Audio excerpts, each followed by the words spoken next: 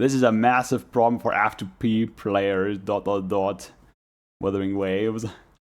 1.5 speed though, because I like it. Alrighty, free-to-play players, there's a huge problem in Wuthering Waves. And I don't mean a problem like how Kyle Charo is just non-existent in the story. No. Although my goat not having an appearance is a problem, just look here. Peak after peak after peak after peak after peak. If you're a free-to-play player like me, you can see the problem I'm referring to. Why are all these characters so damn awesome? From their looks to their gameplay, every single one of these characters are amazing. And I want to have... I noticed too. It's like every character is very well designed for their gameplay niche, and they're also pretty and cool and stuff like that. I really want all of them, so yeah, I buy the battle passes at least, so all of them. But alas, in reality, it's next to impossible to pull every character as a free-to-play player. You have to be smart with your decisions. But how can I be smart when I'm stupid? Alright, I really am. And see, this is the thing. This isn't Genshin Impact, where you get away with not actually rolling for the weapon. This is Wuthering Waves, where you want the weapon. Yeah, sure, it's guaranteed, but you still want the weapon. So it's like, god damn it, why you make me roll for all this stuff? Anyway, sometimes you gotta get lucky. I'm a dumbass, okay? Let's just get that out of the way. But Kuro keeps making every character peak. It hurts too much.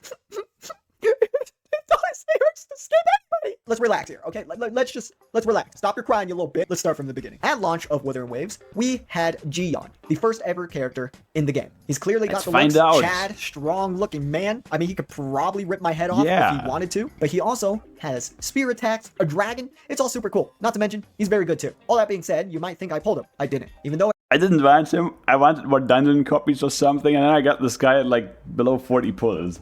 One of my 50-50 early pull, so I was like, yeah, sure, I guess I'll take him. Oh well. He's also one of my most benched characters because I have too many characters, it feels like. But, you know, I got lucky with the other dragon-themed character as well, so, it hurt, I decided to skip him. The reason why I did was because the next banner was Yinlin. Now, just by looking at her, you can see why I skipped Jiyeon. She's a tall, hot-ass I got lucky with her too. That's all I need right there. Such huge personality. I didn't want to roll for her, but then it was like the last day. I was like, I don't know, let's roll some. And I got her on the last day. I don't know how that worked. Maybe I rolled more for her than I wanted, but anyway. Maladies? Yeah, that's enough to get me going. Good story quest too.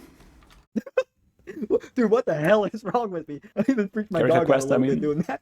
Her looks point everything though. Yinlin was actually a very good character to have. She had amazing AoE with off-field coordinated attacks. She also can buff liberation and electro damage. Still is, so by the way. overall, she seemed invaluable on my account. It was mostly because she was hot though. I have no regrets getting her. However, I do regret not getting Jiyeon a little bit. In a perfect world, I'd have him. But it's not all that bad. I like to think it's a good thing I skipped him, considering the next banners. Jinhsi and Changli. Both of these characters are insane. What the hell is going on in Shibuya? I don't have one of them. Jinhsi looks straight up amazing, and she also had a great story. So she's got that going for her. She also has amazing animations. They look very cool. But what's even better is that she is the strongest character in the game right now. Yeah. She does so much damage. It's actually crazy. I don't understand how so much damage from one character can be allowed. So yeah, I obviously needed her on my account, no matter what. I liked her far too much to skip her. In fact, I liked her so... I think I got lucky on her too. Yeah. So much that I had to get her weapon too. Jinhsi just needed that weapon to be complete. But of course, pulling her and... I did... What is it? Tactical hologram 5 for the Infernal Rider with Jinhsi. Wait, what's her name? Jinhsi, I think. Anyway, I did it with her, but I had a 4-star weapon. I had the Battle Pass 4-star weapon on her. I forgot to swap to her real weapon. And the Tactical Hologram 5 took me longer than Tactical Hologram 6 on the Infernal Rider, which I also did with Jinhsi. So, yeah. Battle Pass weapon clearly not keeping up with the signature weapon. Her weapon left me in a bad state of pulls. I was broke. This was bad because Changli was in the next phase, and just like Jinhsi, Changli was also super amazing. Hot as hell, especially at max forte. Oh my god, dude, that's so hot. The blindfold, the bear. Because I already had built, what's her name? Encore. Yeah. Encore is actually... I did all the other tactical holograms with Encore. No res items too, because I was too lazy to figure out how to get more. So, anyway... All the other ones with Encore and Shorekeeper, but yeah, I mean, Shorekeeper made that a lot easier than it would have been with Marina, I think. her arms, dude, she looked, bro, I don't know what it is. Her animations were also amazing, okay? So one might be curious on how I went about this situation. Do I skip Changli? No, like hell I'd skip Changli. The real question at that moment was not if I'd skip Changli, but it was if I can get Changli. I was broke after all, so I had to do everything I could in Wuthering Waves, from exploring the Tower of Adversity, hologram fights, and more to get Astrite so that I can hopefully pull her. It took me a while, and I almost wasn't going to be free to play anymore because of it, but fortunately, I did manage to pull her. Thankfully, I didn't lose 50-50. If I did... Remember that song by... Yeah, the one about being free to play, but spending for your E6 Firefly? Yeah. That was a fun song. Parody song, you know what I mean. I would have crashed out! No, I would have swiped, to be honest. Overall, a happy ending to version 1.1. I got both my desired characters, but... I have one principle about spending, though, is I'd never buy pulls directly. The Daily Blessing, maybe, if I feel like there's something coming up and I really want an extra 17 pulls or whatever it was for $5, yeah, sure. But if you don't have Daily Blessing running at all times, every time, why are you swiping for the other stuff, like for the direct pulls? Like, what are you doing? Even with double value, they're not as valuable as just having the Daily Blessing on. Come on. It left me pretty damn broke afterwards. I had to ask myself, can I even pull anybody in the next patch? Probably, but just barely though. So ideally, I should probably save up. Fortunately, I was able to save up in the next patch. For version 1.2, it was Zeshi in the first phase and Changli Yao in this. Oh, fun fact. I said Encore. I did get Jersher's weapon for Encore. So, yeah, that did happen. And I probably want Jersher as well, whenever she comes back.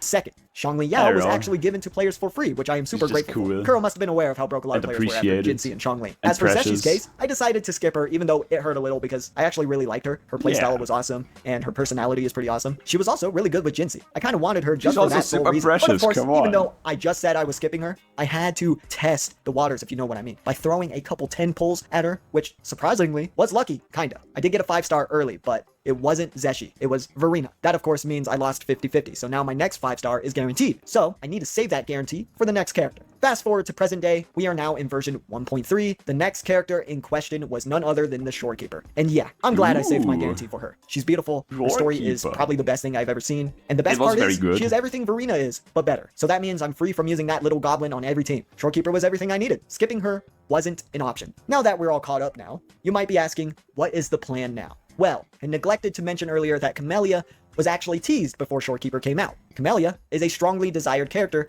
by many people, including myself. Because she's kind of hot and freaky a little bit, and I kind of dig that. I mean, I can't let gang know I dig that. I mean, cursed energy is negative energy. While it can enhance the body, it can't regenerate it. So you multiply that negative energy against itself to create positive energy. That's the reverse curse technique.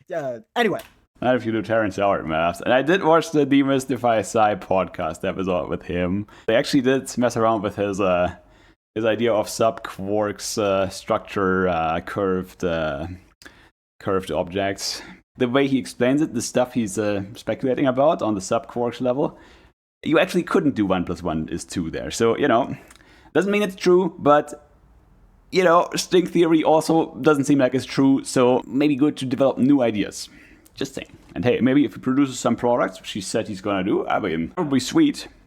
So like me, a lot of players were skeptical on whether we should pull Shorekeeper in the first place, or just skip her for Camellya. It was quite literally a blue pill or red pill situation. You already know what I went with. However, like I mentioned, she is a desired character of mine. Hugely desired, in fact, because if you're someone who has expanded their mind and learned to dream of the future, you may already know why she is hugely desired. She is super goddamn amazing. Holy shit. So now, I just hope I can save enough pulls to get her. Even if I lose 50-50, I'm still going to get her no matter what. I will break free-to-play if I have to. Yeah, it's reached that point, guys. Camellya might be the breaking point. So yeah, that's kind of where we're at right now. I gotta manage to save up for her and hope for the best. As for the future beyond Camellya, I don't think it's gonna be any easier. There's still Scar, who will be playable at some point. He's a fan favorite, and I, like many, really want him. He's such a cool dude. Then there's his sister, Perlova. I really like her design. It looks amazing, so I for sure want her. Then I feel like I'm more about the gameplay most of the time, but so because we haven't seen it yet, I'm not that hyped yet. I'm thinking Roger is gonna be a really good support, DPS support, so but also her story was great, so I mean, yeah. But that's the thing Kuro has been doing. Unlike some other gacha games, where I sometimes actually just skip the character quests, which I don't do in this game. To be fair, Gentless Zone Zero, I also don't skip character quests. The new one was funny. It's like, how'd you get lucky in the lottery? And then not get lucky in the lottery. Sorry for the spoilers. Meow. It was very fun, though. There's also the possibility of Geshu Lin. He seems very badass. He's got an interesting background, and he's also got a super cool-ass demonic sword. I just want that inside of my ass. So I for sure want him if he maybe that's true. Then there's a rumored gun and sword building character going around. That already is enough to intrigue me, so I want whatever the hell that's going to be. Yeah, I'm mentally insane and want to pull everybody. Are you guys in the same predicament of wanting to pull everyone? Are you constantly broke because of it? But for real though, I have to really give props to Kuro. They don't miss with their characters. I'm really impressed with how good they are making them, and honestly, I'm grateful for it. Better to have awesome characters than bad ones, right? And hey, if you lose 50-50 on an awesome character, that sucks, right? But at least the next awesome character is guaranteed. Also, I don't want anyone to get the wrong idea here. This problem isn't really that serious. Free-to-play is a path that I chose after all, so I must accept that I can't get everything I want, especially considering that this game is just overall good. Kuro makes peak, they listen to feedback, and they're also super generous with polls every patch. I really can't. And it's not just for free-to-play, right? It's like, you have to get those weapons, and there is actual gameplay that you actually want to have good characters for, well-decked out characters for, right? I mean, Kuro actually made a good game here. You know what I mean?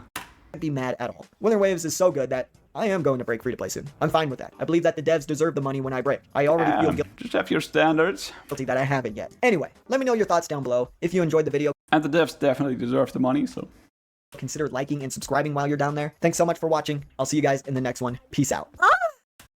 Alrighty, that was a good one. Yeah, and then don't forget to do all the things. Comment, subscribe, it really helps over here, over there. I will link the vid below. And I hope to see you again, and do share below also how you feel about your gacha gaming experience. How do you spend, etc, etc. If you spend. Anyway, hope you have a good one. Stay safe out there. Meow.